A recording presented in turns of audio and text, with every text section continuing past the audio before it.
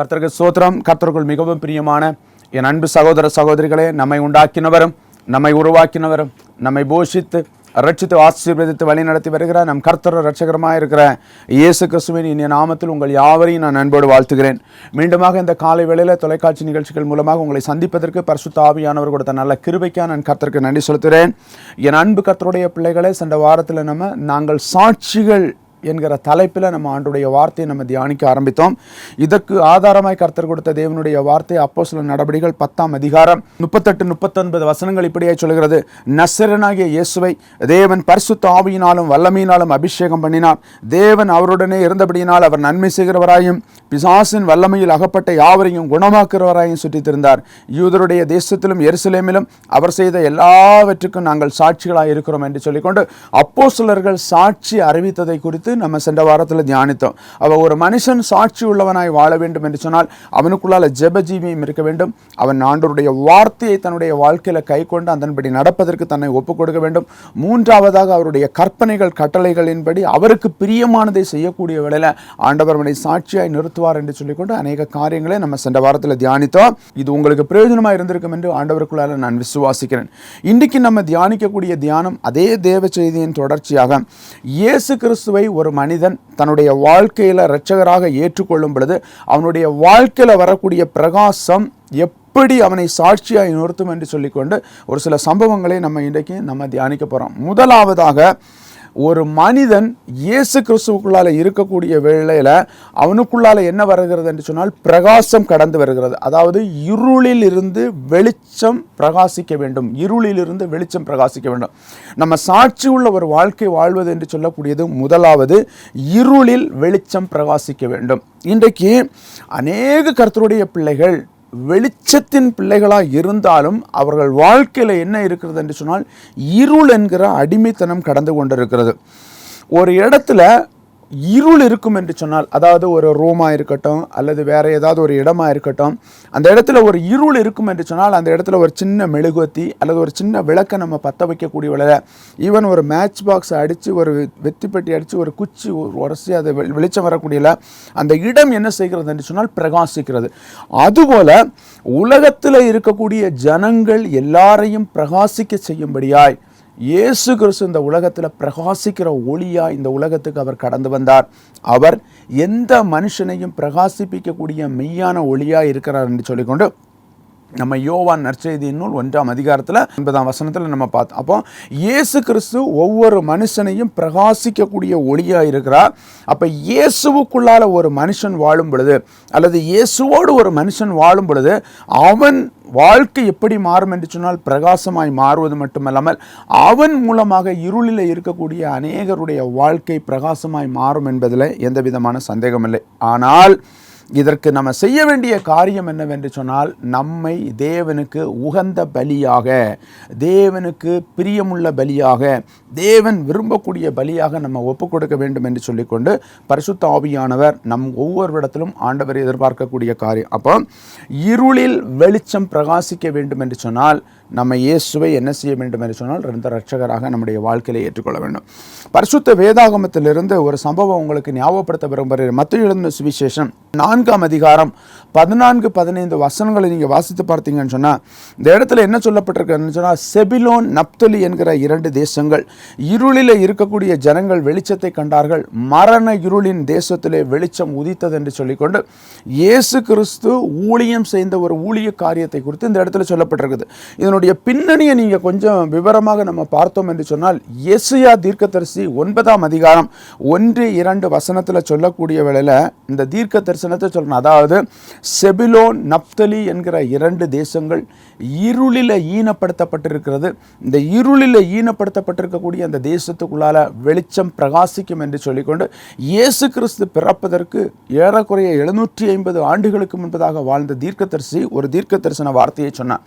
அந்த தீர்க்க தரிசன வார்த்தை இயேசு கிறிஸ்துவனுடைய ஊழியத்தின் மூலமாக முதலாவதாக நிறைவேறுகிறது. எப்பொழுது இந்த ஊழியத்தின் மூலமாக இது நிறைவேறுகிறது என்று சொன்னால், நீங்க மத்தேயு எழுதின சுவிசேஷம் 3ஆம் 4ஆம் அதிகாரத்தை நீங்கள் வாசித்து பார்த்தீர்கள் என்று சொன்னால், இயேசு கிறிஸ்து ஞானஸ்தானம் எடுத்துக்கொள்ளும்படியா யோவான் ஸ்நானகத்தில் வர்றார். யோர்தான் நதியில் அவர் ஞானஸ்தானம் எடுத்து கரையேறும் பொழுது பரிசுத்த ஆவியானவர் புறாவை போல அவர் மேலே இறங்கி வந்தார். இவர் என்னுடைய நேசகுமாரன், நான் இவர் மேல் பிரியமாய் இருக்கிறேன் என்று சொல்லிக்கொண்டு வானத்திலிருந்து ஒரு சத்தம் உண்டானது. 4ஆம் அதிகாரத்துக்கு நம்ம கடந்து வரக்கூடிய வேளையில் இயேசு பிசாசினால் சோதிக்கப்படுவதற்காக வனாந்திரத்துக்கு அழைத்து செல்லப்பட்டார். 40 நாட்கள் அவர் இரவும் பகலும் அந்த இடத்துல இருக்கக்கூடிய வேளையில் உபவாசித்து ஜெபித்து விட்டு அவர் கடந்து வரக்கூடிய வேளையில் அவருக்கு பசி உண்டாயிற்று. அப்பொழுது சோதனைக்காரன் அவரிடத்துல போய் சொல்றான், இந்த கல்லுகள் எல்லாம் அப்பங்கள் ஆகும்படி செய்யும் என்று சொல்லக்கூடிய வேளையில் இயேசு சொன்னார், மனுஷன் அப்பத்தினால் மாத்திரமல்ல கர்த்தருடைய வாயிலிருந்து புறப்படக்கூடிய ஒவ்வொரு வார்த்தையினாலும் பிழைப்பான் என்று எழுதியிருக்கிறேன் என்று சொல்லிக்கொண்டு ஆண்டவர் சொன்னார். இரண்டாவதாக சத்துருவானவன் என்ன செய்தான் என்று சொன்னால், அவரை ஒரு உப்பரிகையின் மேலே கொண்டு போய் தாழ குதிங்கன்னு சொல்லக்கூடிய வேளையில் தூதர்கள் தம்முடைய கரங்களில் ஏந்தி கொண்டு, அப்போ ஆண்டவர் சொன்னார், உன் தேவனாகிய கர்த்தரை நீ பரீட்சை பாராதிருப்பாயாக. மூணாவதாக சொல்றாரு, இந்த உலகத்தில் இருக்கக்கூடிய ஆஸ்தி, இன்னும் அவர் மேலே கொண்டு போய் உலகத்தில் இருக்கக்கூடிய ஆஸ்திகளை எல்லாம் காமிச்சு என்னை சாஷ்டாங்கமாய் வணங்குங்கள், அப்பொழுது இவைகளை எல்லாவற்றையும் உமக்கு தருவேன் என்று சொல்லக்கூடிய இயேசு சொன்னார், அப்பாலே இப்போ சாத்தானே. அப்பொழுது சாத்தான் அவரை விட்டு விலகி போனான். தேவதூதர்கள் அவருக்கு பணிவிடை செய்தார்கள் என்று சொல்லிக்கொண்டு நம்ம மத்தேயு எழுதின சுவிசேஷம் 3ஆம் அதிகாரம் 4ஆம் அதிகாரத்திலிருந்து நம்ம அறிந்து கொள்ளலாம். இந்த 3, 4ஆம் அதிகாரத்திலிருந்து அறிந்து கொண்ட பிறகு அதன் பிறகு தேவதூதர்கள் அவருக்கு பணிவிடை செய்த பொழுது, அதன் பிறகு இந்த பணிவிடைக்கு முன்பதாக இயேசுனுடைய வாழ்க்கையில் 3 போராட்டம். 1 சரீர பிரகாரமாக அவருக்கு போராட்டம் வருகிறது, 2 ஆத்மாவில் போராட்டம் வருகிறது, 3வது ஆவியில் போராட்டம். ஆவி, ஆத்மா, சரீரம் 3 போராட்டம். 1 சாப்பாடு, இன்னொன்று கீழே குதிங்க, இன்னொன்று உலகத்தை தருவேன். ஆவி, ஆத்ம, சரீரம் 3 விதமான போராட்டங்கள் வந்தது. இந்த 3 விதமான போராட்டங்களையும் இயேசு ஜெயம் பெற்ற பொழுது தேவதூதர்கள் அவருக்கு பணிவிடை செய்தார்கள். சாத்தான் அவரை விட்டு விலகி போனான். அதன் பிறகு நீங்கள் மத்தேயு 4ஆம் அதிகாரம் 14, 15 வசனத்தை நீங்கள் வாசித்து பார்த்தீங்கன்னா நல்லா சொல்லப்பட்டிருக்குது. செபுலோன், நப்தலி இருளில் இருக்கக்கூடிய தேசத்தில் வெளிச்சத்தை கண்டார்கள், மரண இருளின் திசையில் இருக்கிறவர்களுக்கு வெளிச்சம் உதித்தது என்று சொல்லிக்கொண்டு, இப்போ இயேசு என்ன செய்கிறாருன்னு சொன்னால், இந்த செபுலோன் நப்தலி என்கிற தேசத்துக்கு தான் முதல்ல ஊழியத்துக்கு ஆண்டவர் கடந்து செல்லக்கூடிய வேளையில் அந்த இடத்துல போய் 17ஆம் வசனத்தை வாசித்து பார்த்தீங்கன்னா சொல்லுகிறது, மனம் திரும்புங்கள், பரலோக ராஜ்யம் சமீபமாக இருக்கிறது. இயேசு அந்த இடத்துல போனோடனே, அதாவது ஏசாயா தீர்க்கதரிசியினால் முன்குறிக்கப்பட்ட செபுலோன் நப்தலி என்று ஈனப்படுத்தப்பட்ட அந்த தேசத்துக்குள்ளால, அந்த இருளில் இருந்த அந்த பட்டணத்துக்குள்ளால இயேசு போன உடனே அந்த பட்டணத்துக்குள்ளால என்ன வந்துட்டுன்னு சொன்னால் வெளிச்சம் வந்தது.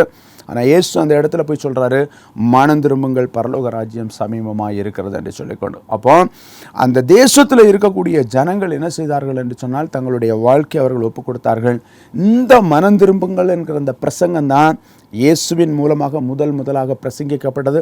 இயேசுவால் தெரிந்து கொள்ளப்பட்ட அப்போஸ்தலர்களும் இதை தான் பிரசங்கித்தார்கள். இயேசு பரலோகத்துக்கு எடுத்துக்கொள்ளப்பட்ட பிறகு அப்போஸ்தலர்களுடைய ஊழியத்திலும் இதுதான் முன்னிறுத்தப்பட்டது. அதன் பிறகு ஊழியத்துக்காய் தெரிந்து கொள்ளப்பட்ட பவுலா இருக்கட்டும், திமோத்தேயுவா இருக்கட்டும், சீலாவா இருக்கட்டும், பர்னபாவா இருக்கட்டும், யாராக இருந்தாலும் அவர்களும் இதை முன்னிறுத்தினார்கள்.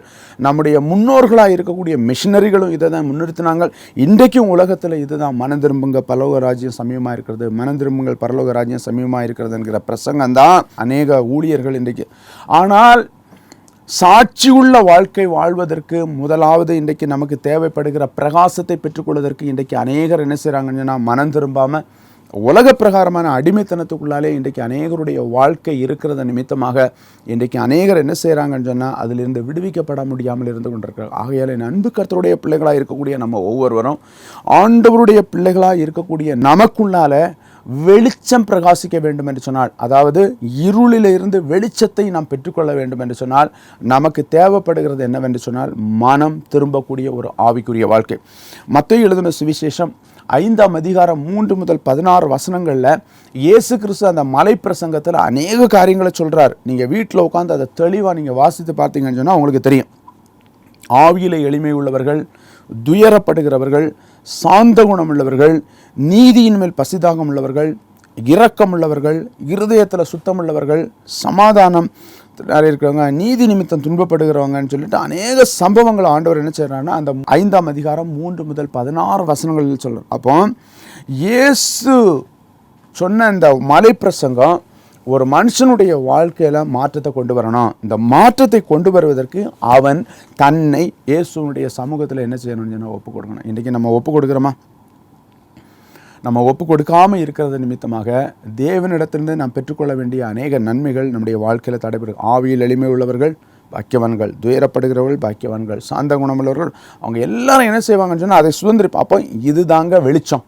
ஒரு மனுஷனுக்குள்ளால எளிமையுள்ள ஆவி வேணும். ஒரு மனுஷன் உலக பிரகாரமாக துன்பப்பட்டானா அவன் அதை வந்து துன்பமாக நினைக்கக்கூடாது, ஆண்டவரையும் கூட இருக்கிறான்னு நினைக்கணும். ஒரு மனுஷன் வந்து சாந்த குணம் இல்லாதவனாக இருந்தான்னு சொன்னால் அவனுக்குள்ளால சாந்த குணத்தை பெற்றுக்கொள்வதற்கு அவன் ஆண்டவருடைய கரத்தில் தன்னை ஒப்புக் கொடுக்கணும். அவனுடைய இருதயத்தை என்ன செய்யணும்னு சொன்னால் சுத்தமாக்கணும். இருதயத்தில் சுத்தமுள்ளவர்கள் பாக்கியவான்கள், அவர்கள் தேவனை தரிசிப்பார்கள்.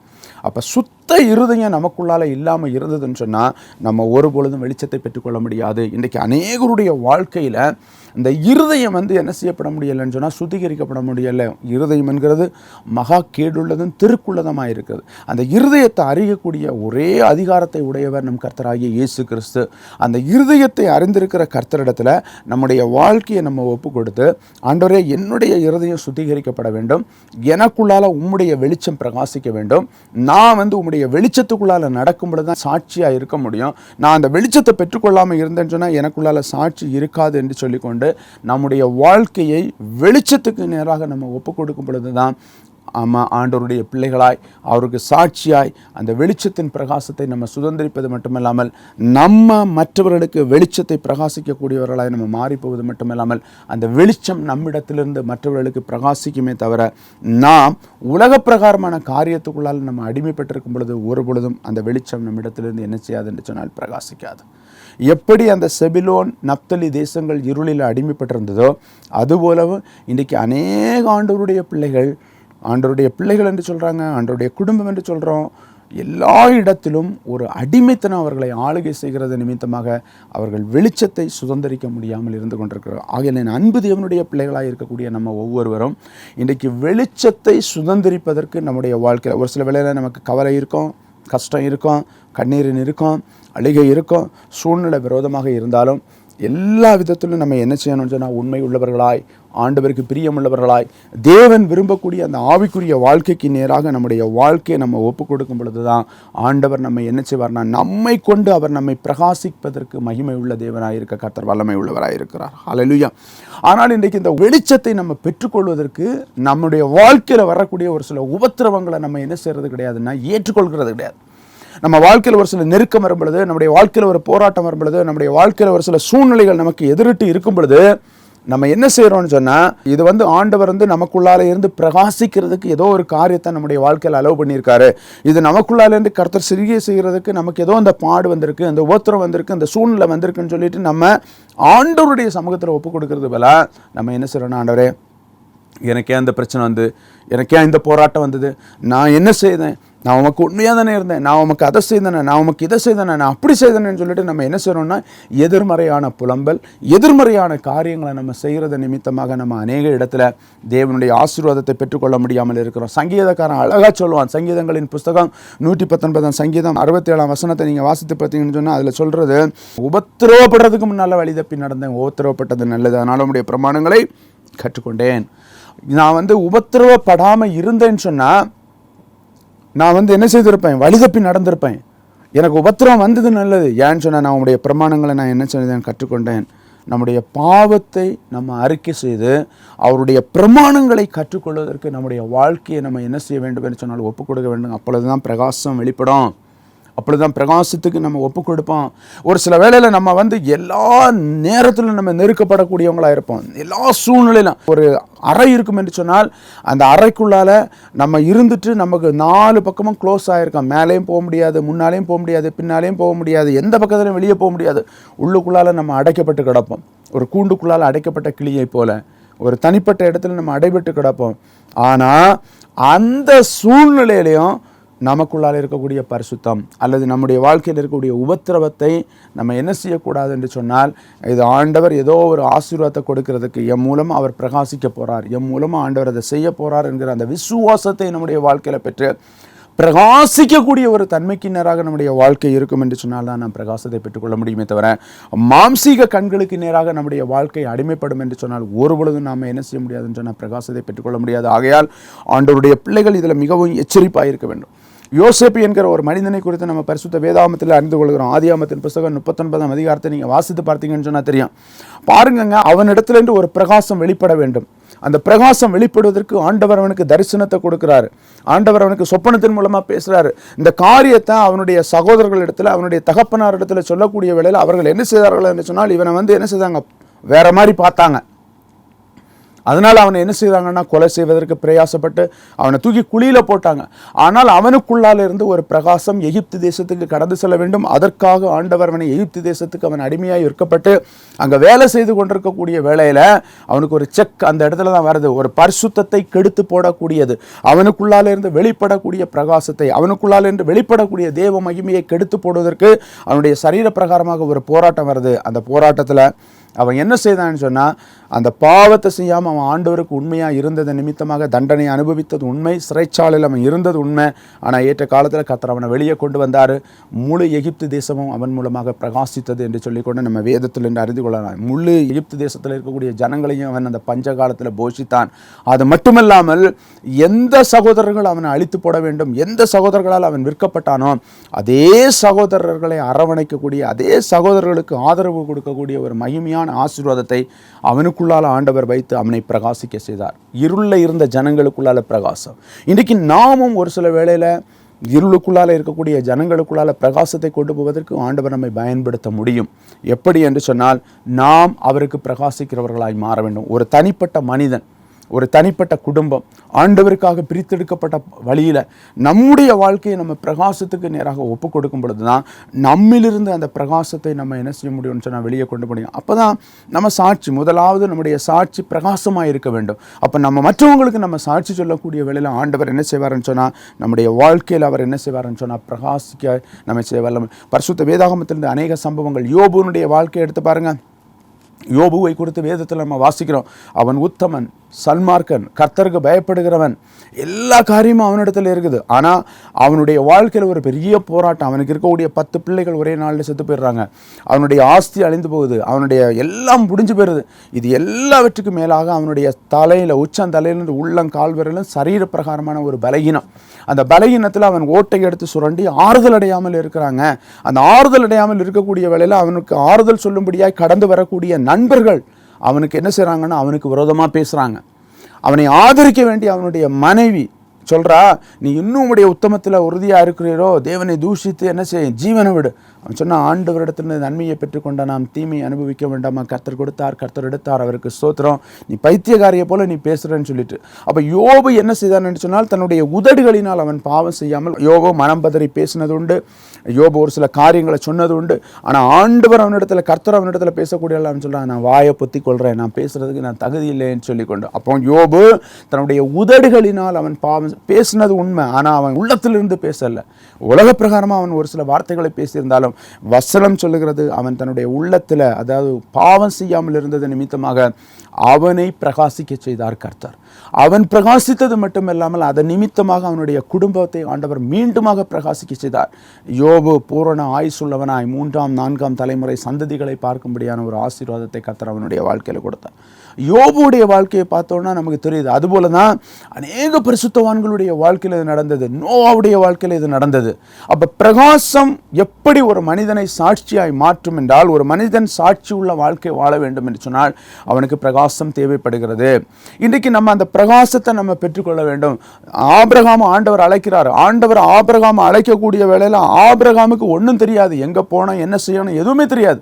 ஆனால் அவன் ஆண்டவருடைய வார்த்தையை மட்டும் நம்பினான். தேவன் சொன்னால் நடக்கும், தேவன் எதை செய்தாலும் நன்மையா. அப்போ வரக்கூடிய வேளையில் ஆண்டவர் என்ன செய்தார்னு சொன்னால், அவனை திரளான ஜாதிகளுக்கு தகப்பனாய் மாற்றி அவனை பிரகாசிக்க செய்தார். அவன் சாட்சியாய் மாறின். இன்றைக்கி என் அன்பு கர்த்தருடைய பிள்ளைகளே, நம்முடைய வாழ்க்கையில் நம்ம சாட்சி உள்ளவங்களாக இருந்தோன்னு சொன்னால் தான் நம்ம பிரகாசத்தை கொண்டு வர முடியும். அல்லது நமக்குள்ளால் இருக்கக்கூடிய பிரகாசத்தை நம்ம மற்றவங்களுக்கு கொண்டு போய் நம்ம மற்றவங்களை சாட்சியை நிறுத்த முடியுமே தவிர, மாம்சிக பிரகாரமாகவோ உலக பிரகாரமாகவோ எந்த ஒரு அடிமைத்தனம் ஒரு மனிதனுடைய வாழ்க்கையில் இருந்தாலும் அவன் பிரகாசத்தை பெற்றுக்கொள்வது முடியாது. மட்டுமல்லாமல் அவன் சாட்சியுள்ள வாழ்க்கை வாழ முடியாது என்பதை ஆண்டவருடைய பிள்ளைகள் ஒவ்வொருவரும் நீங்கள் உங்கள் வாழ்க்கையில் நீங்கள் அறிந்திருக்கணும். நீங்கள் ஒரு சில வேளையில் நீங்கள் கூலி வேலை செய்கிறவங்களா இருக்கலாங்க, நீங்கள் ஏதாவது ஒரு சின்ன வேலை செய்கிறவங்களா இருக்கலாம், ஒரு கடையில் வேலை செய்கிறவங்களா இருக்கலாம், அல்லது யாருக்கு கீழேயாவது நீங்கள் வேலை செய்கிறவங்களா இருக்கலாம், அல்லது சொந்த பிஸ்னஸ் பண்ணுறவங்களா இருக்கலாம், ஆஃபீஸில் வேலை செய்கிறவங்களா இருக்கலாம். எதுவாக இருந்தாலும் நம்ம முதல்ல என்ன செய்யணும்னு சொன்னால் சாட்சியாக இருக்கணும். நம்ம சாட்சியாக இருக்கணும். வேலை செய்கிற இடமா இருக்கட்டும், ஊழியமாக இருக்கட்டும், அலுவலகமாக இருக்கட்டும், படிப்பாக இருக்கட்டும், கல்வியாக இருக்கட்டும், குடும்பமாக இருக்கட்டும், எதுவாக இருந்தாலும் முதல்ல நம்ம என்ன செய்யணும்னு சொன்னால், அந்த இடத்துல நம்ம சாட்சியாக இருந்தோம்னு சொன்னால் நம்மை கொண்டு ஆண்டவர் அநேகருக்கு பிரகாசத்தை கொடுப்பதற்கு கர்த்தர் வல்லமை உள்ள தேவனாக இருக்கிறார். என் அன்பு தேவனுடைய பிள்ளைகளே, பரிசுத்த வேதாகமத்தில் இருக்கக்கூடிய பரிசுத்தவான்கள் மட்டுமல்ல, நம்ம தேசத்தில் ஊழியம் செய்த பரிசுத்தவான்களை நீங்கள் நினச்சி பாருங்கள். சாது சுந்தர் சிங்கை குறித்து நீங்கள் நினச்சி பாருங்கள். மிஷினரிகளை குறித்து நீங்கள் நினச்சி பாருங்கள். எத்தனையோ ராக்லாண்ட் துரை அந்த மிஷினரியை எத்தனையோ மிஷினரிகள் தியாகமாக ஊழியம். ஏன்னா அவங்க வாழ்க்கையை சாட்சியாக நிறுத்தினாங்க. சாட்சியாக நிறுத்தினதுனால தான் இன்றைக்கு அவர்கள் மூலமாக என்ன செய்ததுன்னா பிரகாசம் வெளியே வந்தது. எத்தனையோ ஊழியர்களை சொல்லலாம். நம்ம தமிழ்நாட்டில் இருக்கக்கூடிய அநேக ஊழியர்களை சொல்லலாம், எத்தனையோ ஊழியர்களை சொல்லலாம். ஆனால் ஒரு மனிதன் சாட்சி இல்லாத வாழ்க்கை வாழும் பொழுது அவனுக்குள்ளாலே இருக்கக்கூடிய பிரகாசம் அவனையும் பிரகாசிக்க வைக்காது, மற்றவங்களையும் பிரகாசத்துக்கு நேராக என்ன செய்யாதுன்னா வழி நடத்தாது. ஆகையால் சாட்சி உள்ள ஒரு வாழ்க்கை வாழ்வதற்கு நம்மை ஒப்பு கொடுக்கும் பொழுது தான் அந்த பிரகாசம் நமக்குள்ளாலே இருக்கும். இன்றைக்கி நம்ம அப்படிப்பட்ட ஒரு ஆவிக்குரிய வாழ்க்கை வாழும் பொழுது தேவன் நம்ம என்ன செய்வார்னு சொன்னால் எல்லா இடத்திலும் நமக்கு மகிமையான காரியங்களை செய்ய கர்த்தர் வல்லமை உள்ளவராக இருக்கிறார். அப்போ இன்றைக்கி கர்த்தருடைய சமூகத்தில் நம்ம பிரகாசமாக வாழ்கிறதுக்கு நம்ம என்ன செய்யணும்? அப்போ அந்த பிரகாசமாக நம்ம மற்றவங்களை நம்ம பிரகாசிக்க பண்ணுவதற்கு நம்ம என்ன செய்ய வேண்டும்? நம்ம எப்படி நடந்தால் நமக்குள்ளால் இருக்கக்கூடிய வெளிச்சம் மற்றவங்களுக்கு கடந்து செல்லும் என்பதை ஆண்டவருடைய பிள்ளைகள் ஒவ்வொருவரும் அறிந்து அவர்களுக்கு பிரியமுள்ள ஒரு பாதையில் நம்முடைய வாழ்க்கை நம்ம ஒப்பு கொடுக்கும் பொழுது தேவன் நம்மை பிரகாசிக்க செய்வார். நம் மூலமாய் மற்றவர்களை பிரகாசிக்க செய்வார். இயேசு நமக்குள்ளால் இருந்து கிரியை செய்யும் பொழுது அநேகருக்குள்ளால் சுவிசேஷம், அநேகருக்குள்ளால் ரட்சிப்பின் வார்த்தைகள் கடந்து செல்லும். அநேகருக்குள்ளால் அற்புதங்கள் அடையாளங்களை செய்ய கர்த்தர் பயன்படுத்துவார். அநேகருக்குள்ளால் நன்மையான காரியங்களை செய்து ஆண்டவர் விடுவிக்க கர்த்தர் வல்லமை உள்ளவராக இருக்கிறார். வேத வசனம் சொல்லுகிறது, நன்மையான எந்த ஈவும் பூரணமான எந்த வரமும் பரத்திலிருந்து உண்டாகி ஜோதியின் பிதாவினிடத்திலிருந்து கடந்து வருகிறது. நம்ம வாசிக்கிற யாக்கோபு 1:17 நன்மையான எந்த ஈவும் பூரணமான எந்த வரமும். அதாவது ஒரு மனிதனுடைய வாழ்க்கையாக இருக்கட்டும், எல்லா காரியங்களும் ஜோதியின் பிதாவினிடத்திலிருந்து கடந்து வருது. அப்போ அந்த ஜோதியின் பிதாவினிடத்திலிருந்து நம்ம பெற்றுக்கொள்வதற்கு நம்ம தகுதி உள்ளவங்களாக மாற்றணும். இயேசு கிறிஸ்து மனுஷகுமாரனாக இந்த உலகத்தில் கடந்து வந்தார். பிதாவாகிய தேவனுடைய ஒரே குமாரனாக இந்த உலகத்தில் கடந்து வந்தார். அவர் மரண பரியந்தம் தன்னை தாழ்த்தினார். எல்லா இடத்துலையும் அவர் அவருக்கு விரோதமாக பேசினவங்க உண்டு, அவரை கல்லறிய நினைச்சவங்க உண்டு, அவரை கொண்டு போட நினைத்தவர்கள் உண்டு, அவருக்கு எத்தனையோ விதமான அவருக்கு விரோதமாக தூஷண வார்த்தைகள் பேசினார். ஆனால் எல்லாரையும் இயேசு என்ன செய்தார் என்று சொன்னால் நேசித்தார். மரண பரியந்தம் அவர் நேசித்து அவர் மரண பரியந்தம் தன்னை தாழ்த்தினது நிமித்தமாக தான் சத்துருனுடைய தலை கல்வாரி சிலுவையில் நசுக்கப்பட்டது. ஒரு ரட்சிப்பின் ஆசீர்வாதம் நம் ஒவ்வொருவருக்கும் அவர் மூலமாய் கடந்து வந்தது. நம்முடைய வாழ்க்கையில் வந்த பிரகாசத்தை நம்ம பெற்றுக்கொள்வதற்கு நம்ம தகுதி உள்ளவர்களாய் மாறுவதற்கு நம்ம ஆவிக்குரிய வாழ்க்கையை நம்ம ஒப்புக் கொடுக்கும் பொழுது கர்த்தர் நமக்குள்ளாலே இருந்து கிரியை செய்வது மட்டுமல்லாமல் நம்ம சாட்சியாய் நிறுத்துவார், மற்றவங்களையும் சாட்சியாய் நிறுத்தி நம்மை பிரகாசிக்க செய்த கர்த்தர் அவங்களுடைய வாழ்க்கையும் பிரகாசிக்க செய்வதற்கு கர்த்தர் வல்லமை உள்ள தேவனாக இருக்கிறார். அதனால தான் யோவான் 1:9 நம்ம வாசிக்கிறோம், உலகத்தில் எந்த மனுஷனையும் பிரகாசிப்பிக்கிற ஒளியே மெய்யான ஒளி. உலகத்தில் இயேசு கிறிஸ்து என்கிற ஒளியே உலகத்தில் எந்த மனுஷனையும் பிரகாசிக்கிற ஒளி. அந்த ஒளியை நம்முடைய வாழ்க்கையில் பெற்றுக்கொள்ளும் பொழுது நாமும் பிரகாசிப்போம், மற்றவர்களையும் பிரகாசத்துக்கு நேராக வழிநடத்துவோம். நாமும் சாட்சியாக வாழ்வோம், மற்றவர்களையும் சாட்சிக்கு நேராக வழிநடத்த முடியும். நம்ம கண்களை மூடி ஜெபிக்கலாமா? எங்களை நேசிக்கிற எங்கள் அன்பின் தகப்பனே, மனமகிழ்ச்சியான தகப்பனே, இந்த காலை வேளையில் மீண்டுமாய் ஆண்டவரே எங்களை ஜீபபலியாய் உடைய கரத்திலே ஒப்புக் கொடுக்கிறோம். ரீமாலா காராபா தூராலாரா ஹந்தூரா காராபா ரபுதலானா சந்தனகதுரி காராபா. ஆண்டவரே, இருளில் இருக்கக்கூடிய ஜனங்களுக்கு வெளிச்சத்தை கொடுக்கக்கூடிய ஒரு பிரகாசம் கர்த்தருடைய ஆவியானுடைய நாமத்தினாலே எங்கள் ஒவ்வொருவர் மேலும் வல்லமையாய் இறங்குவதாக. இந்த வேளையிலும் ஆண்டவரே கர்த்தர் எங்களை சாட்சியாய் நிறுத்தி இருப்பதற்காய் ஆண்டவரே, எங்களுக்கு நாங்கள் சாட்சியாய் இருப்பது அல்ல ஆண்டவரே, எங்களை கொண்டு கர்த்தர் அநேக சாட்சிகளை உருவாக்கும்படி ஆண்டவரே, எங்களிடத்தில் இருக்கக்கூடிய குறைகள், எங்களிடத்தில் இருக்கக்கூடிய பாவங்கள், எங்களிடத்தில் இருக்கக்கூடிய மீறுதல், எங்களிடத்தில் இருக்கக்கூடிய அக்கிரமங்கள் சாட்சியாய் உருவாகாமல் தடுப்பதற்கு இருக்கக்கூடிய எல்லா கிரியைகளையும் அழித்து போட்டு ஆண்டவர் எங்களை சாட்சியாய் நிறுத்தும்படி நாங்கள் ஜெபிக்கிறோம். ஆண்டவரே, எந்த மனுஷனையும் பிரகாசிப்பிக்கிற ஒளியாக நீர் இருக்கிறபடினால் ஆண்டவரே, எங்கள் வாழ்க்கையில் ஒரு பிரகாசம் உண்டாகுவதாக. அந்த பிரகாசத்தை நாங்கள் பெற்றுக்கொள்ளும் பொழுது நாங்கள் சாட்சியாய் வாழ, அந்த சாட்சியின் மூலமாக அநேகரை சாட்சியாய் நிறுத்த, அநேகருக்கு தகப்பனே நற்குல திராட்சை செடிகளைப் போல பரிசுத்த ஆவியானவர்களை உருவாக்கும்படி நாங்கள் ஜெபிக்கிறோம். அப்பா லாபாலானா தீராலானாமா காராபாலாராவா. உம்முடைய வல்லமை வெளிப்படுவதாக. தேவ பிரசன்னம் ஒவ்வொருவன் மேலும் இறங்கட்டும் ஆண்டவரே. இன்று கண்ட எகிப்தியனை இனி ஒருபொழுதும் காணமாட்டாய் என்று சொன்னீர் அல்லவா? எல்லா எகிப்தின் கிரியைகளையும் அழித்து போட்டு ஆண்டவரே, இருளில் பிரகாசித்த வெளிச்சத்தை போல எங்களுடைய வாழ்க்கையில் இருக்கக்கூடிய இருளை மாற்றக்கூடிய வெளிச்சமாய் இயேசு எங்களுக்குள்ளால பிரகாசித்து அதன் மூலமாய் நாங்கள் சாட்சியாய் மற்றவர்களையும் பிரகாசிக்க செய்ய எங்களை கிருபை செய்யுங்க. இந்த நாளில் இந்த வார்த்தைகளை கேட்ட பிள்ளைகள் அப்படி பிரகாசிக்கும்படியாக நாங்கள் ஜெபிக்கிறோம். அப்படியே குடும்பத்தினுடைய சூழ்நிலைகளை பிரகாசிக்க பண்ணுவீராக, அப்படியே வாழ்க்கையை பிரகாசிக்க பண்ணுவீர்களாக. அவர்களுக்கு விரோதமாக எழும்புகிற எல்லா துரைத்தன ஆவிகளையும் முறியெடுத்து அவளை பிரகாசிக்க பண்ணும்படி ஜெபிக்கிறோம். நன்மையும் கிருபையும் தொடரட்டும். தேவ ஆளுகை கூட இருக்கட்டும். தயவுள்ளவருடைய கரத்தில் ஒப்புக் கொடுக்கிறோம். எல்லா துதி கன மகிமை ஆவற்றையும் நாங்கள் ஒவ்வொருவருக்கே செலுத்துறோம். அப்பா, மீட்பரும் இரட்சகருமாய் இருக்கிற இயேசு கிறிஸ்துவின் இனிய நாமத்தில் ஜெபிக்கிறேன் பரிசுத்த பிதாவே. ஆமேன், ஆமேன், ஆமேன். கர்த்தர் உங்களை ஆசீர்வதிப்பாராக. என் அன்பு தேவ பிள்ளைகளே, இந்த தேவ செய்தி உங்களுக்கு பிரயோஜனமாக இருந்திருக்கும் என்று நான் கர்த்தருக்குள்ள விசுவாசிக்கிறேன். இந்த தேவ செய்தியினுடைய தொடர்ச்சியை நீங்கள் மீண்டுமாக அடுத்த வாரத்தில் பார்த்து தேவனை மகிமைப்படுத்தலாம். God bless you all. கிறிஸ்துவில் பிரியமானவர்களே, நான் ஆவிக்குரிய புத்தகங்களை எழுதி வெளியிட்டு வருகிறேன். குடும்ப வாழ்க்கையும் குழந்தை பாக்கியமும், கிறிஸ்தவ குடும்பங்களில் குழந்தை பாக்கியத்தை எப்படி பெற்றுக்கொள்ள முடியும் என்பதை பரிசுத்த வேதாகமத்தின் அடிப்படையிலும் உண்மையாக நடந்த சாட்சியின் அடிப்படையிலும் எழுதி வெளியிட்டிருக்கிறேன். சகோதரர் ஜே சாம் ஜபத்ரி அவர்கள் மூலமாக பிரதிஷ்டை செய்து வெளியிடப்பட்டது. ஆத்தும ஆதாயம், ரட்சிக்கப்பட்டிருக்கக்கூடிய கர்த்தருடைய பிள்ளைகள் ஒவ்வொருவரும் ஆத்துமாக்களை ஆதாயம் செய்ய வேண்டும் என்கிற நோக்கத்தில் எழுதி வெளியிடப்பட்ட புத்தகம். இயேசு கிறிஸ்துவின் பிரதான கட்டளை, கர்த்தராகிய இயேசு கிறிஸ்து பரலோகத்துக்கு எடுத்துக்கொள்ளக்கூடிய வேளையில் ஸ்ரீஷர்களுக்கு கொடுத்த கட்டளை, மத்தேயு எழுதின சுவிசேஷம் 28ஆம் அதிகாரம் 18 முதல் 20 வசனங்களை அடிப்படையாக வைத்து எழுதி அருமையான சகோதரன் டி அகஸ்டின் ஜெபக்குமார் அவர்கள் மூலமாக பிரதிஷ்டை செய்து வெளியிடப்பட்டது. விழித்திருந்து ஜெபிப்போம். திருச்சபைகளுக்காக, ஊழியங்களுக்காக, தேசத்துக்காக, குடும்பங்களுக்காக ஜெபிப்பதற்காக ஜெப குறிப்புகள் ஆயத்தப்படுத்தப்பட்டு வெளியிடப்பட்ட புத்தகம். நற்கந்த கதம்ப மலர்கள், ஒரு மனிதன் உலகத்தில் பிறக்கக்கூடிய வேளையில் கருவிலிருந்து நித்திய ராஜ்யம் வரையிலும் இருக்கக்கூடிய வாழ்க்கையை மலரின் அடிப்படையில் தொகுத்து எழுதி வெளியிடப்பட்டது. பரிசுத்த வேதாகமம் படிப்பதற்கான அட்டவணை, பரிசுத்த வேதாகமத்தை ஒரு வருடத்தில் படிப்பதற்காகவும் 6 மாதத்தில் படிப்பதற்காகவும் 4 மாதத்தில் படிப்பதற்காகவும் அட்டவணைகள் தயாரிக்கப்பட்டு, அத்துடன் பரிசுத்த வேதாகமம் எழுதப்பட்ட வரலாறு, பரிசுத்த வேதாகமத்தில் மொழிபெயர்த்த வரலாறு, தமிழில் பரிசுத்த வேதாகமம் எழுதப்பட்ட வரலாறுகள் அடங்கிய தொகுப்பாக வெளியிடப்பட்டுள்ளது. இந்த 3 புத்தகங்களையும் ரெவரண்ட் ஆர் ராஜன் ஜான் அவர்கள் பிரதிஷ்டை செய்து வெளியிட்டார்கள்.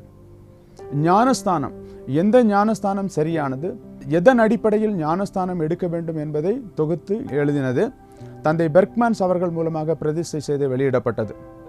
சீஷத்துவ வாழ்க்கை, கர்த்தருடைய பிள்ளைகள் ஒவ்வொருவரும் கர்த்தருக்கென்று சொல்லிக்கொண்டு சீஷர்களாக இருக்கிறது நிமித்தமாக அந்த சீஷன் தன்னுடைய வாழ்க்கையில் எப்படி வாழ வேண்டும், சீஷன் வாழ்க்கையில் கை கொள்ள வேண்டிய குணநலன்கள் என்பதை குறித்தும், இயேசுவால் தெரிந்து கொள்ளப்பட்ட 12 சீஷர்கள் எப்படி ஊழியம் செய்தார்கள், அவர்கள் கடைசியில் எந்த இடத்துல மரித்து போனார்கள் என்பதை குறித்து ஒரு சிறிய தொகுப்பாக எழுதியுள்ளேன்.